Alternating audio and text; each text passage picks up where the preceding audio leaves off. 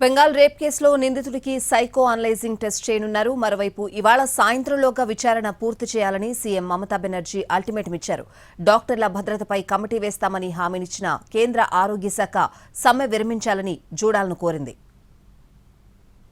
వైద్యురాలని దారుణంగా రేప్ చేసి హత్య చేసిన ఘటనపై దేశమంతా అట్టుడుకుతోంది. కాశ్మీర్ నుంచి కన్యాకుమారి వరకు ఆందోళనలు హోరెత్తాయి. జూనియర్ డాక్టర్లకు భద్రత కరువైందంటూ ఇండియన్ మెడికల్ అసోసియేషన్ సమ్మెకు పిలుపునిచ్చింది. అత్యవసరంగాని వైద్య సేవలను 24 గంటల పాటు నిలిపివేస్తున్నట్లు ప్రకటించింది. దీంతో దేశవ్యాప్తంగా దాదాపు అన్ని ఆసుపత్రుల్లో ఓపీ సేవలు ఆగిపోయాయి.